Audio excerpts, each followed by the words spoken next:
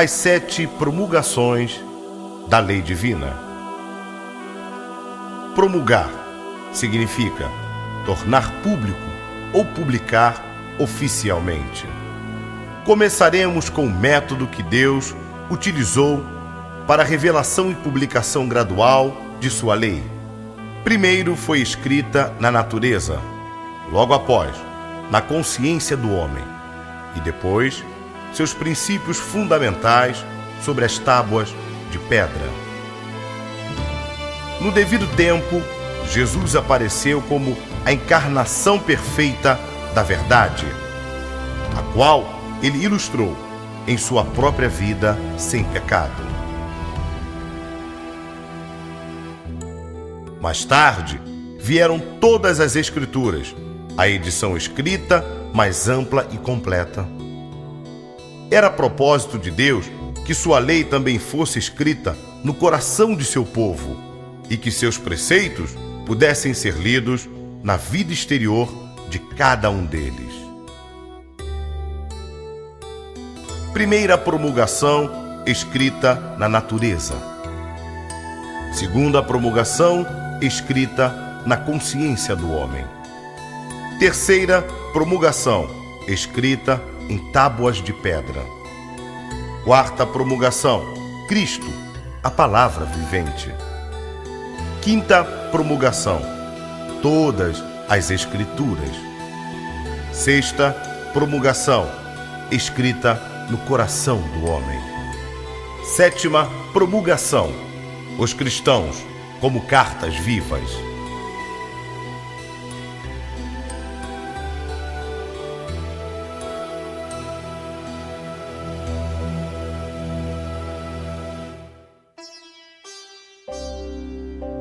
Ponte histórica que une o Antigo ao Novo Testamento.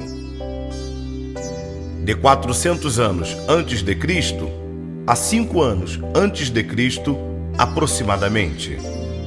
Fatores nacionais no plano divino: a proclamação persa de Ciro e o regresso dos judeus, a conquista de Alexandre e a expansão da língua grega, o estabelecimento romano de um governo mundial estável, leis uniformes e boas estradas, dispersão dos judeus que espalharam as verdades acerca da unidade de Deus, a esperança messiânica e as Escrituras.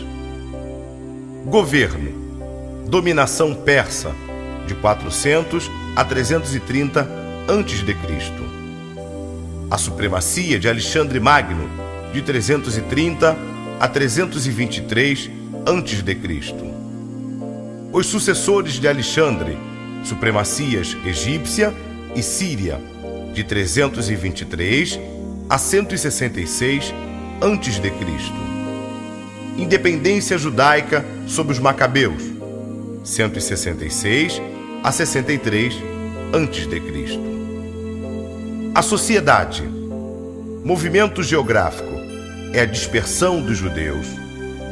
Partidos religiosos: fariseus, saduceus e essênios. Literatura: Septuaginta e apócrifos de 270 a 50 anos antes de Cristo.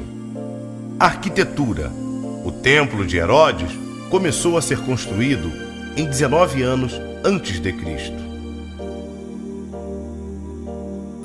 A história do intervalo entre o Antigo e o Novo Testamento é às vezes considerada como trivial, já que durante esse período nenhum profeta falou inspirado por Deus. Esse período é também conhecido como os séculos de silêncio.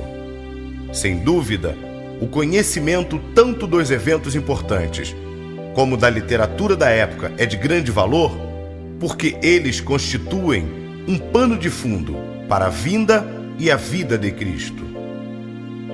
Durante um período de 200 anos após o cativeiro, a província da Judéia permaneceu sob o domínio persa. A conquista de Alexandre Magno, no ano 330 a.C., não somente colocou os judeus sob a dominação grega, mas também introduziu a língua grega e ideias novas por todo o mundo antigo. Após a morte de Alexandre, seu reino foi dividido e começou uma luta entre os Ptolomeus do Egito e os monarcas da Síria, resultando na sujeição da Judéia, primeiramente ao Egito e depois à Síria.